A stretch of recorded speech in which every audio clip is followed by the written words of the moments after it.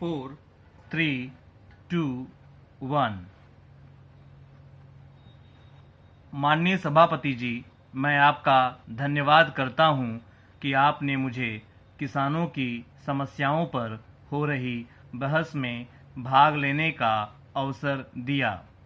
यह मुद्दा ऐसा है जिस पर देश के सभी लोगों का जीवन निर्भर है। यदि हमारे किसान अनाज पैदा नहीं करेंगे तो देश की इतनी बड़ी जनसंख्या का पेट भरने के लिए हमें विदेशों से भारी मात्रा में अनाज इंपोर्ट करना पड़ेगा, जिसका हमारे पुराने माननीय सदस्यों को कटु अनुभव है। आपको भी याद होगा कि अमेरिका से PL 480 के अधीन जो गेहूं आयात किया जाता था, उसको राशन की दुकानों पर लाइन लगाकर हम किस प्रकार खरीदते थे और उसके लाल आटे को नोच नोच कर खाते थे। हमें गर्व है कि हमारे किसानों ने अपना जीवन लगाकर अनाज की जो पैदावार की, उससे हम आत्मनिर्भर हो सके। लेकिन इसका मतलब यह नहीं है कि हम उस किसान की समस्याओं की तरफ पूरी तरह से ध्यान न दें। अन्य मामलों में चाहे जो भी दृष्टिकोण हमारी राजनीतिक पार्टियों का हो, लेकिन किसान की समस्याओं पर हमें सहानुभूति के साथ दलगत भावना से ऊपर उठकर विचार करना चाहिए। इसलिए आज आवश्यकता इस बात की है कि कुछ ऐसे मामले हैं जिन पर आप सर्वसम्मति से हल निकालें। आप चाहें तो इस सदन की विशेष समिति का गठन कर सकते हैं। उस समिति में सभी पक्षों के ऐसे सदस्यों को सम्मिलित करें जिन्हें खेती-बाड़ी का विशेष ज्ञान हो और जो किसानों की समस्याओं के बारे में पूरी जानकारी रखते हों। फिर उसमें बैठकर तय करें कि सरकार क्या क्या करना चाहती है और कर सकती है। ऐसा करके कोई सर्वसम्मत हल निकालें, तब कोई परिवर्तन आएगा। यदि यह व्यवस्था नहीं की गई तो स्थिति बड़ी विस्फोटक और भयंकर होने वाली है। कृषि मंत्री जी, इसे आप भी अनुभव कर रहे होंगे।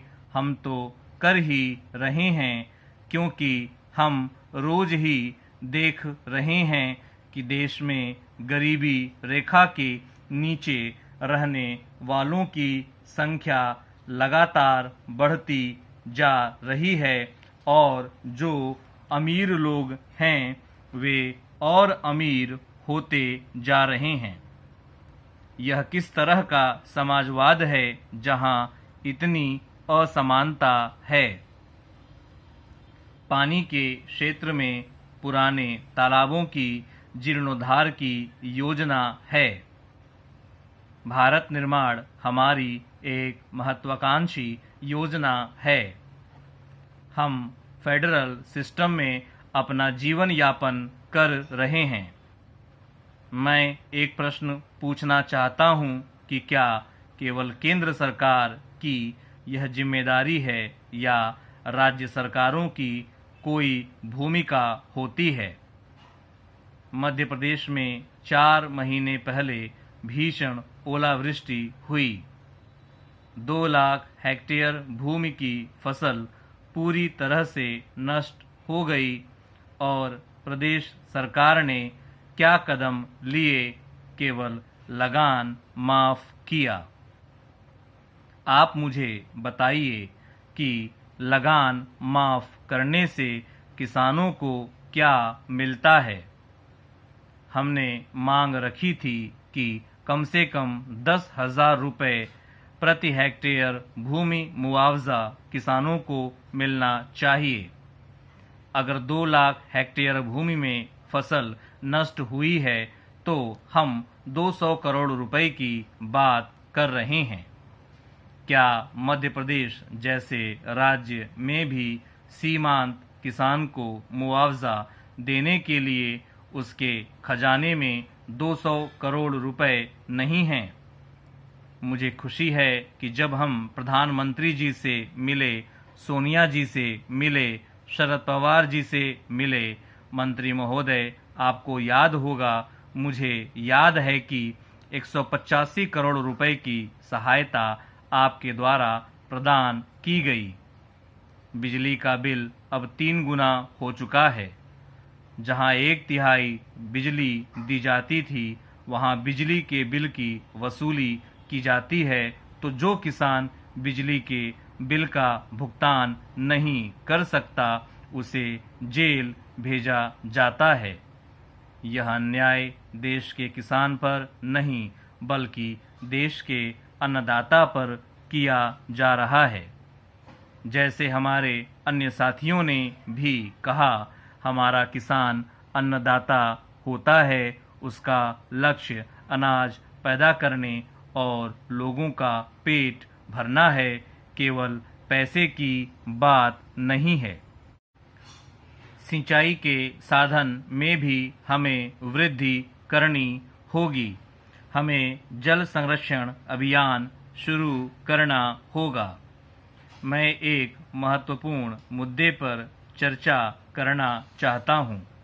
आज सुझावों की बरसात हमारे सामने आई है। हम नए तरीके से सोचना होगा। हमें इस देश में नई हरित क्रांति लानी होगी और सबसे महत्वपूर्ण बात यह है कि उत्पादन से अंतिम प्रोडक्ट तक सबसे ज़्यादा भाग किसानों को मिलना चाहिए, जबकि आज केवल उसका 10% किसानों को मिल रहा है।